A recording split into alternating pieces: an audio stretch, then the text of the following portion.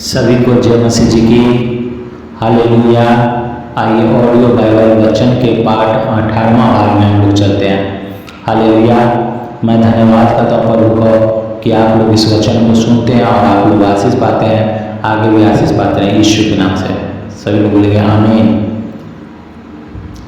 वचन कहती है कि 5000 पुरुषों को खिलाया जाना। जब यीशु ने यह सुना तो वह नाव पर चढ़कर वहाँ से किसी सुनसान जगह को एकांत में चला गया। लोग यह सुनकर नगर से पैदल ही उसके पीछे हो लिए। हालेलुया। जब प्रभु यीशु मसीह बहुत भीड़ को देखे तो वो कोई सुनसान जगह में जाकर के वो प्रार्थना करने के लिए चले जाते थे पैदल ही, और उनके पीछे सभी लोग जा कर के जो है उनके पीछे सभी लोग गए। प्रभु यीशु मसीह का किन्हीं को चंगाई की आवश्यकता थी तो कोई जानता था कि हाँ ये परमेश्वर महान परमेश्वर है, तो इसके वजह से तो कोई कुछ और की वजह से वो प्रभु यीशु मसीह के पीछे जाते थे। हालेलुया। उसने निकलकर एक बड़ी भीड़ देखी और उन पर तरस खाया और उनके बीमारों को चंगा किया। तो भीड़ में जो बहुत सारे लोग थे उसके ऊपर तरस खा के प्रभु यीशु मसीह ने सबको चंगा किया। हालेलुया। जब सांझ हुई तो उसके चेलों ने उसके पास आकर कहा, यह सुनसान जगह है और देर हो रही है, लोगों को विदा किया जाए कि वे बस्तियों में जाकर अपने लिए भोजन मोल लें। हालेलुया। पर यीशु ने उनसे कहा, उनका जाना आवश्यक नहीं, तुम ही इन्हें खाने को दो। उन्होंने उससे कहा, यहाँ हमारे पास 5 रोटी और 2 मछलियाँ को छोड़ और कुछ नहीं है। उसने कहा, उनको यहाँ मेरे पास ले आओ। प्रभु यीशु मसीह के चेले कहा उनसे, प्रभु यीशु मसीह से कि आप इन लोगों को बोलिए कि चले जाए अपने खाने के लिए कुछ ले आए। लेकिन प्रभु यीशु मसीह ने कहा कि ये इतने शाम हो गए हैं तो अब ये लोग कहाँ जाएंगे, सांझ हो गई, रात हो गई, जाते जाते ये लोग कहाँ जाएंगे, बच्चे लोग कहाँ जाएंगे, बुजुर्ग लोग हैं वो लोग चल कैसे पाएंगे, जंगल में उनको कुछ शेर बाघ खा लेगा, इसलिए वो कहाँ जा नहीं पाएंगे, इसलिए तुम ही जाकर इसके लिए खाने लेकर आओ। उनके चेले लोग अचंभा किए, बोले जो कि मेरे पास तो इतने पैसे नहीं है कि हम लोग इतने सारे लोगों को ले खाने लेकर के आए। उतने सारे बहुत लोग कितने थे, 5000 पुरुष केवल थे, और औरत को छोड़ के उसके बच्चे को छोड़ के, अगर औरत बच्चे को जोड़ा जाए तो बहुत हो जाएंगे, 20-25 हज़ार मनुष्य हो जाते। हालेलुया। लेकिन प्रभु यीशु मसीह ने कहा कि नहीं, तुम ही लोग के लिए खाने की इंतजाम करो। फिर उन्होंने कहा कि मेरे पास तो है नहीं। तो प्रभु यीशु मसीह ने कहा उनको कि तेरे पास क्या है। तो उन्होंने कहा कि मेरे पास 5 रोटियाँ 2 मछलियाँ छोड़ के कुछ भी नहीं है। प्रभु यीशु मसीह ने कहा कि उस सारे वो रोटी को और मछली को मेरे पास लेकर के आओ। और प्रभु यीशु मसीह के पास में उनके चेले ही मछली और रोटी लेकर गए। हालेलुया। आगे देखते हैं। तब उसने लोगों को घास पर बैठने को कहा और उन 5 रोटियों और 2 मछलियों को लिया और स्वर्ग की ओर देखकर धन्यवाद किया और रोटियां तोड़ तोड़ कर चेलों को दी, और चेलों ने लोगों को। जब सब लोग खाकर तृप्त हो गए तो चेलों ने बचे हुए टुकड़ों से भरी हुई 12 टोकरियां उठाई, और खाने वाले स्त्रियां और बालकों को छोड़ 5000 पुरुष थे। मात्र उनके पास 5 रोटियाँ 2 मछलियाँ थी, और उसमें से जो खा पी करके जो बच गया वो कितने बचे, 12 टोकरियाँ। सभी को इकट्ठा किया गया तो 12 टोकरियाँ वो खाना बच गया। हालेलुया। हमारा परमेश्वर जिसकी हम आराधना करते हैं, जिसकी हम उपासना करते हैं, जिसकी हम महिमा करते हैं, वो कुछ भी करने का सामर्थ्य रखता है। हालेलुया। यीशु का पानी पे चलना। तब उसने तुरंत अपने चेलों को नाव पर चढ़ने के लिए विवश किया कि वे उससे पहले पार चले जाए। जब तक वह लोगों को विदा करे, वह लोगों को विदा करके प्रार्थना करने को अलग पहाड़ पर चला गया। हालेलुया। और सांझ को वह वहाँ अकेला था। उस समय नाव झील के बीच लहरों से डगमगा रही थी, क्योंकि हवा सामने की थी। और यीशु रात के 4थे पहर झील पर चलते हुए उसके पास आया। चेले उसको झील पर चलते हुए देखकर घबरा गए। हालेलुया। वचन कहती है कि प्रभु अपने चेलों को बोला कि तुम झील के उस पार चलो, हम तुम्हारे पीछे आ रहे हैं। और वो प्रभु यीशु मसीह कहाँ चले गए? प्रार्थना करने के लिए। तो प्रार्थना कितना अनिवार्य है। जब प्रभु यीशु मसीह खुद प्रार्थना करते थे तो हम लोग को भी करना कितना अनिवार्य है। इसीलिए हम लोग भी प्रार्थना करें, तभी वो प्रार्थना करके आए और वो पानी पे चलने लगे। हालेलुया। उसी तरह से हम लोग भी प्रार्थना करेंगे, तभी हम लोग भी सामर्थ में बढ़ते जाएंगे। हालेलुया। तब वो पानी पे चलते हुए देखें तो उनका चेले जो थे देख करके घबरा गए। हालेलुया। और कहने लगे यह भूत है, और डर के मारे चिल्लाने लगे। तब यीशु ने तुरंत उनसे बातें की और कहा, ढाढ़स बांधो, मैं हूँ, डरो मत। पतरस ने उसको उत्तर दिया, हे प्रभु, यदि तू ही है तो मुझे अपने पास पानी पर चलकर आने की आज्ञा दे। हालेलुया। प्रभु यीशु मसीह जब पानी पे चल रहे थे तो सभी लोग तो जान रहा था कि पानी पे कोई चल नहीं सकता है, पानी पर खड़ा हो ही नहीं सकता। अगर पानी पे खड़ा हुआ तो डूब जाएगा। लेकिन वो ये नहीं समझते कि वो प्रार्थना करके वो सामर्थ्य से भरे हुए थे, इसके वजह से वो पानी पे आ रहे थे। तो लोग डर रहे थे कि भूत तो नहीं है, लेकिन प्रभु यीशु मसीह ने कहा, नहीं, ढाढ़स बांधो, तुम लोग मत डरो, मैं हूँ। हालेलुया। तो पतरस ने उनको उत्तर दिया कि हे प्रभु, अगर यदि तू है, तू ही पानी पे चलता हुआ आ रहा है, तो मुझे भी अपने पास पानी पर चल करके आने की आज्ञा दे। हालेलुया। उसने कहा, आ। तब पतरस नाव पर से उतरकर यीशु के पास जाने को पानी पर चलने लगा। प्रभु यीशु मसीह के पास भी हम लोग जो कुछ मांगे, जो कुछ असंभव को संभव करने वाला परमेश्वर, जो कुछ भी मांगे वो हमें देने को सामर्थ्य रखता है। हालेलुया। जैसे पतरस को पानी पे चलाया, उसी तरह से हम लोग को भी चलाएंगे। प्रभु जितने भी लोग चलने में असमर्थ हैं, बोले कि प्रभु यीशु मसीह पतरस को पानी पे चलाने वाले, आप हमें भी इस धरती पे, इस जगत में चलाइए और अपनी महिमा लीजिए यीशु नासरी के सामर्थ्य नाम से। आमीन।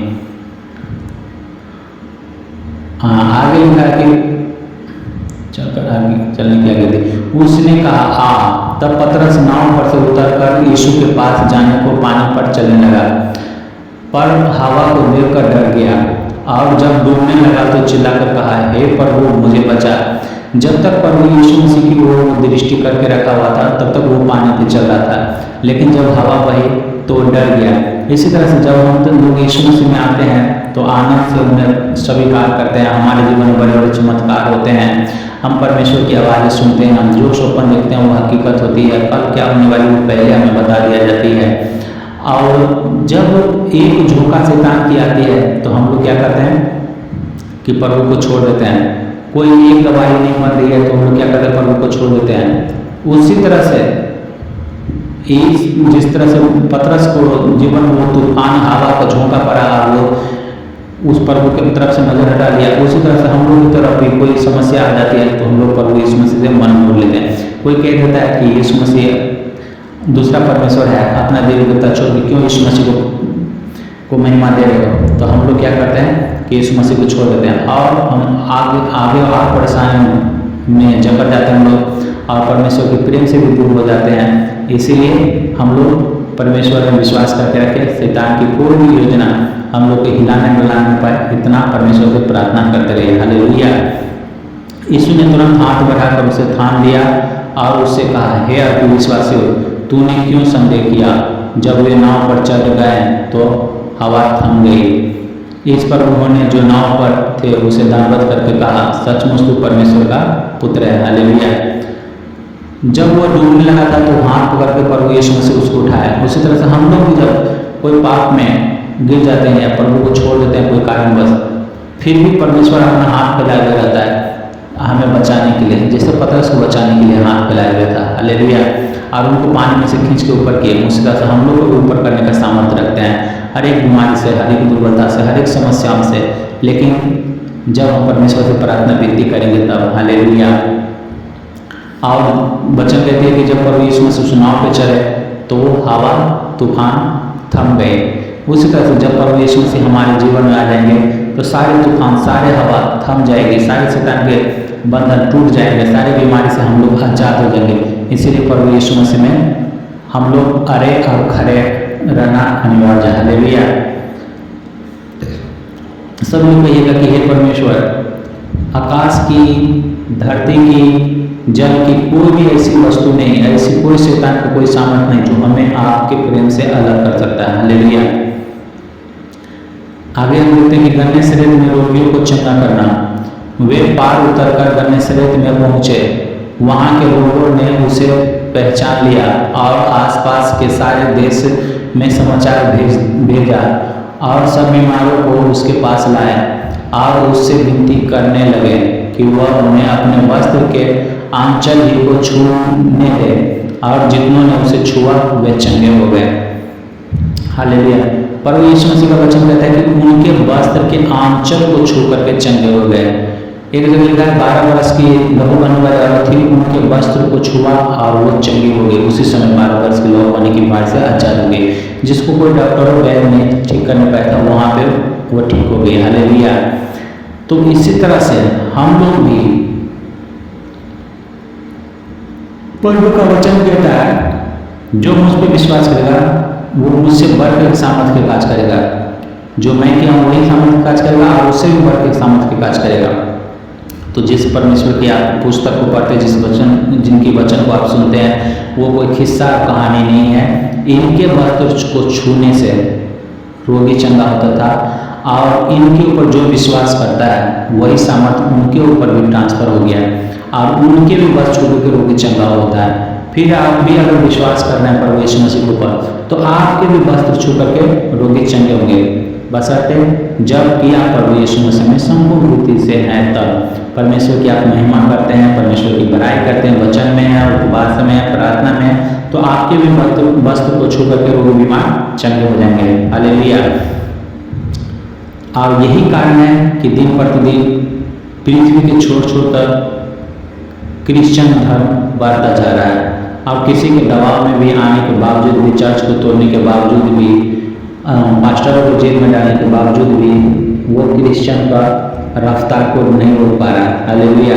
क्योंकि उसका परमेश्वर जीवित है और उनका वचन भी जीवित है। जो उन्होंने कहा वो सारे के सारे बातें पूरा होकर के रहेगी, एक भी बिंदु इधर उधर नहीं होगी। हालेलुया। आगे हम देखते हैं परंपरा का पालन का प्रश्न। तब यरूशलेम से कुछ फरीसी और शास्त्री यीशु के पास आकर कहने लगे, तेरे चेले पूर्वजों की परंपरा को क्यों टालते हैं कि बिना हाथ धोए रोटी खाते हैं? उसने उनको उत्तर दिया, तुम भी अपने परंपराओं को के कारण क्यों परमेश्वर की आज्ञा टालते हो?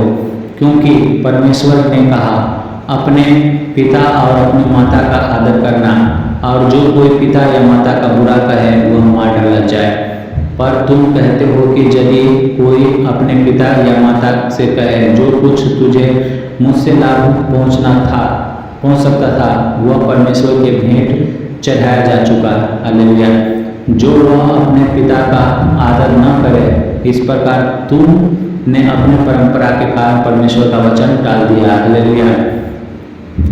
आज के दिन भी बहुत सारे ऐसे पंडित, मौलवी, धर्मगुरु लोग हैं जो नियम कानून बताते कि ऐसे करो वैसे करो, लेकिन सबसे बड़ा नियम कानून है अपने माँ बाप को सेवा करो, नशा न करो, बुराई न करो। ये सारी बातें नहीं बताता है कि तुम ये नहीं करो, और इससे कैसे छूट जाएगा, कैसे आजाद होगा, इस चीज़ से नहीं उसको बहस है।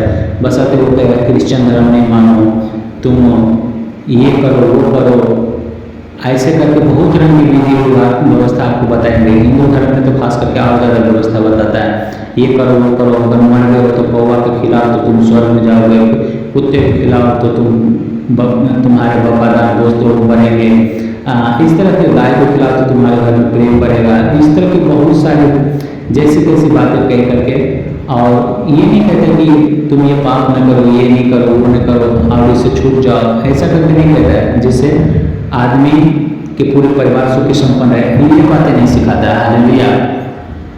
ये लोग होठों से तो मेरा आदर करते हैं, पर उनका मन मुझसे दूर रहता है, और ये व्यर्थ में उपासना करते हैं, क्योंकि मनुष्य की विधियों को धर्मोपदेश करके सिखाते हैं। कहते हैं प्रभु यीशु से कहते हैं कि ये लोग तो मेरा आदर होठों से करते हैं, पर मन से दूर रहते हैं। आप विधि व्यवस्था माने चाहे ना माने, लेकिन आपका मन से अब मानना ही परमेश्वर के महिमा देती है। हालेलुया। हम लोग हिंदू धर्म से थे और हमारे धर्म में हर एक को सोमवार, मंगलवार, गुरुवार छोड़ के बृहस्पतिवार, शुक्रवार, शनिवार हर एक दिन पूजा पर हर एक दिन कुछ न कुछ कोई न कोई पवनी त्योहार निपावती होते रहता था। लेकिन फिर भी हमारे घर में कलेश, अशांति, फूट हमेशा रहता था। लेकिन जब मैं यीशु मसीह में आया तो मैं देख रहा हूँ कि ऐसा कुछ नहीं है, केवल आपका मन हृदय साफ होना चाहिए और एक ही परमेश्वर है, उसकी आराधना करना चाहिए। और उसके बाद देख के हमारे जीवन में बहुत आनंद आया। हालेलुया। एक भाई के बारे में मैंने सुना कि वो 4 जन मिलकर के वो कहीं पढ़ाई कर रहे थे, तो वहाँ पे उसको पढ़ाई कर रहे थे तो एक बैचलर जैसा एक ग्रुप लेकर के 4-5 जन उसमें रहते थे। लेकिन उनको प्रार्थना करने में वहाँ पर डिस्टर्ब होता था, तो वो क्या करते थे, प्रार्थना करने के समय वो बाथरूम में जाकर उसको गेट बंद करके बाथरूम की सीट पर बैठ करके और वहाँ पे वो प्रार्थना किया करते थे। और परमेश्वर उसकी प्रार्थना उस बाथरूम की सीट पर से उनकी प्रार्थना को सुन करके उनको बैंक में जॉब दिला दिए, बैंक का कैसे उनको बना दिए।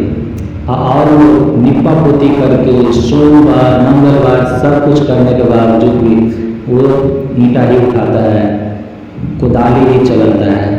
हालेलुया। क्यों? क्योंकि इनका मन शुद्ध नहीं है और उस भाई का मन शुद्ध था और तो आप जिस परमेश्वर की उपासना करता था वो भी जीवित है। वो ऐसा नहीं कि वो कभी सोता है और कभी उठता है, ऐसा भी नहीं है। वो परमेश्वर का वचन कहता है, मैं तेरा इजराइल का परमेश्वर हूँ, जो मैं न तो कभी सोता हूँ और नहीं तो मैं कभी उठता हूँ। हालेलुया।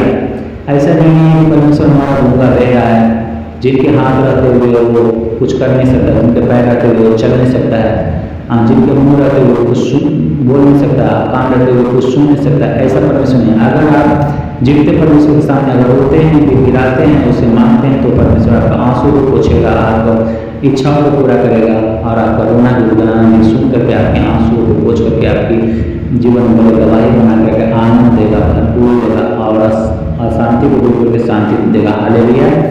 आइए कही है मेरे खुदा बाप, हम आपको धन्यवाद की स्तुति करते हैं अपने वचन का, स्वर्गीय वचन हमें खाने के लिए, जो हमें दिन टाइम के रूप से वचन को अपने दासों द्वारा भेजवाते हैं, इसके लिए हम धन्यवाद करते हैं। इस वचन को हम लोग केवल सुनने वाला नहीं बल्कि खा करके तृप्त होने वाला बने, यीशु मसीह के सामर्थ्य और जीवित नाम से सब लोग बोलेंगे आमीन आमीन आमीन। हालेलुया। अगला ऑडियो वचन हम लोग 19वां भाग अगले भी देखेंगे। Okay, God bless you all.